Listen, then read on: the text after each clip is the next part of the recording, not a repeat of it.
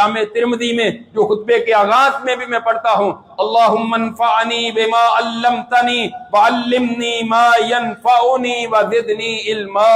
اے اللہ مجھے نفع دے جو تو نے مجھے سکھایا ہے، اور مجھے سکھا دے جس علم کے ذریعے تو مجھے نفع دے، اور میرے علم میں مزید اضافہ کر دے، اور وہ دنیا کے علوم و فنون جن کا کوئی فائدہ نہیں۔ سارا دن ناول پڑھتے ہیں، سارا دن اخبارات کا مطالعہ کرتے ہیں، کوئی اداریہ نہیں چھوڑتے، پورے 16 صفحے اخبارات کے پڑھ لیے، فائدہ کیا ہوا؟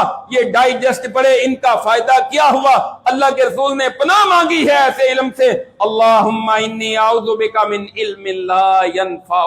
اے اللہ میں ایسے علم سے پناہ مانگتا ہوں جو نفع مند نہ ہو، جس کا کوئی فائدہ ہی نہیں ہے، بیکار ہے، فضول ہے، ایسے علم سے میں پناہ مانگتا ہوں۔ اور دوسری بات کہ جس سے آپ نے پناہ مانگی، وَمِن قَلْبٍ لَا يَخْشَعُ، اور ایسے دل سے پناہ مانگتا ہوں جس دل کے اندر تیرا ڈر اور خوف نہیں، وَمِن نَفْسٍ لَا تَشْبَعُ، اور ایسے نفس سے جو ایسے پیٹ سے جو بڑھتا ہی نہیں، جس کی ہوس ختم ہی نہیں ہوتی، وَمِن دَعْوَةٍ لَا يُسْتَجَابُ لَهَا، اور ایسی دعا سے بھی تیری پناہ مانگتا ہوں جو شرف قبولیت ہی نہیں پاتی۔